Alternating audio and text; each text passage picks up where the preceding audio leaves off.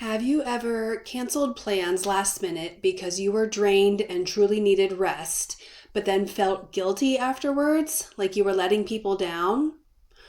Or maybe you've prioritized yourself and you've taken time away, gone on a girls' trip, or gone on a retreat or a conference to, develop your personal development, but then felt guilty for being away from your family and leaving your spouse or partner with all the responsibilities of the household and children.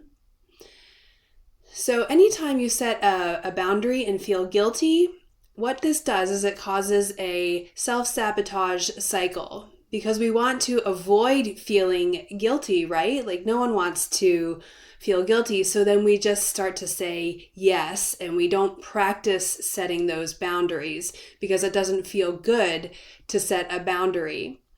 So I'm going to give you a tool to help setting boundaries feel good, or help saying no feel good, so that you can get into this cycle of setting those boundaries and knowing that you can stick with it long term.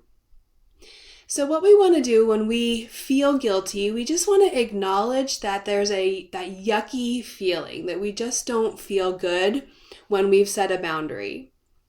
So what we need to do in this instance is to move that energy out of our body and release it. So there's a few ways that you can do this.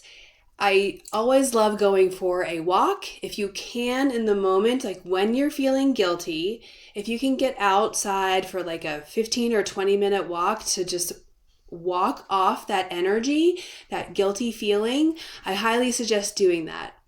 But there's other tools if you can't get out, like if you're in the middle of a work day, or you're actually at a retreat and you can't get away, but you are feeling that discomfort.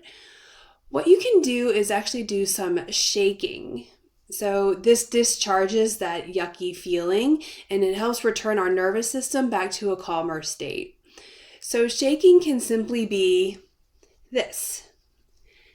You can shake one arm for about 10 seconds, do the other arm for about 10 seconds, do one leg, then the other leg, and then literally shake your whole body.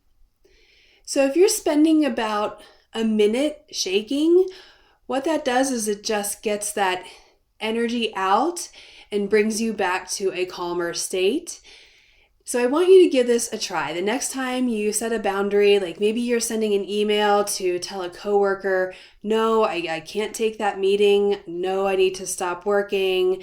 When you're sending those emails and you do it, but then you just feel icky afterwards, you can just shake for about a minute and discharge that energy before doing anything else. Because when we do things like we just get back to work, or when we don't deal with those yucky feelings, they stay in our body, and again, they promote that self-sabotage cycle. So the more you can practice feeling the guilt, releasing it through shaking, walking, some sort of movement that helps you to feel better, that's when we get into this pattern of setting boundaries, sticking with them long term.